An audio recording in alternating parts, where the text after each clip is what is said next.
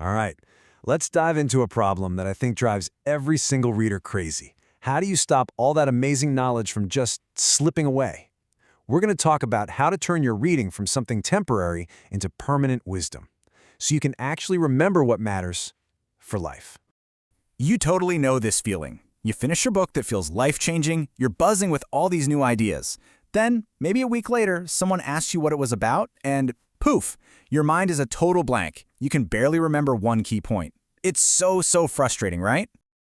Well, there's a reason for that feeling, and it's backed by science. Get this, a staggering 95% of what you read today will completely vanish from your memory within just 24 hours. So no, it's not you. Your brain isn't broken. This happens to basically everyone.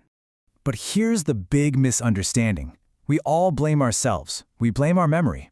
The real problem, it's the way we were all taught to read as kids.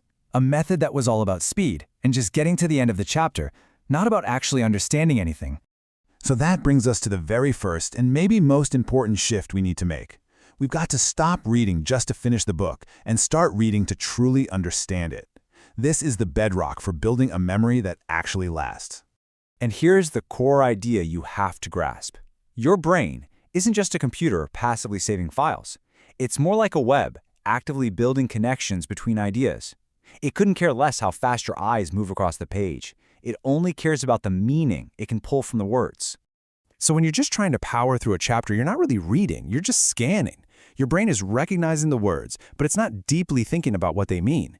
And if you want to create a real memory, you have to get your brain to actually engage, to think. So what's the first practical step? It's a tiny little micro habit. After you read a paragraph, don't just jump to the next one. Stop. Just pause for like 5 seconds and ask yourself one incredibly simple but powerful question. And this is the magic question. Not what did I just read, but what is the author actually trying to tell me? That one little switch forces your brain to go from just passively scanning to actively processing. You have to synthesize the information to answer that, and that, right there, is the moment a memory begins to form. Okay, so we've covered how to get information into your brain the right way. Now let's talk about the science of making sure it stays there. And this brings us to our second big idea, the incredible power of active recall. But first, let's talk about what most of us do instinctively. Highlighting, rereading the same paragraph over and over, copying down pages of notes. I mean, they feel productive, don't they? But they're actually very passive. They don't force your brain to do the hard work that actually builds strong memories. So instead of doing all that, try this. After you finish a chapter or even just a major section, close the book, and then summarize the entire point in one single sentence, in your own words. You can say it out loud or just think it. We'll call it the one-line recall. Now, the reason this works is so important. Memory isn't about storage, it's about retrieval.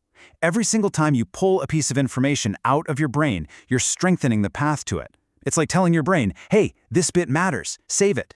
It reminds me of the story of Kim Peek, the real-life person who inspired the movie Rain Man. He could memorize entire books word for word after reading them just once, but he really struggled to actually understand or apply any of the concepts. And that's the perfect example of why true learning isn't just about remembering words, it's about understanding the ideas behind them. So, you've read for meaning, you've used active recall to strengthen those initial memories. Now what's the final step? How do you take that short-term understanding and lock it in for good as permanent, long-term knowledge? Well, the technique is called the 10-24 rule. It's a super simple review schedule that's based on the science of how our brains forget things. You're going to review the new stuff you learned 2 times, first after about 10 minutes and then a second time after 24 hours. The whole process is really easy. You have your initial session where you read the material. Then, maybe 10 minutes later, you do a quick first review. And finally, a day later, you do your second review. This specific timing is everything. But here's the most critical part, and it's where most people go wrong. When you review, you do not reopen the book and reread the chapter. That's just being passive again. Instead, you just look at your one-line summary and actively try to recall the main ideas connected to it. What you're doing with this timing is actually pretty clever. You are basically interrupting what's called the forgetting curve. You're catching the information at the exact moment your brain is about to toss it out. That interruption sends a powerful signal to your brain. Hey, wait, this is important. And that forces it to build a stronger, more permanent memory. When you put all this together, it leads to a huge shift in how you think about reading.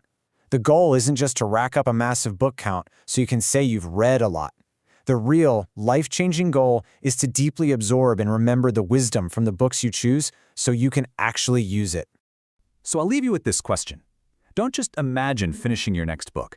Imagine truly absorbing it. Imagine carrying its lessons with you a month, a year, even a decade from now. How would that change your career or your relationships? How would it change your life? The real question isn't what you'll read next, but who will you become by truly remembering what you read?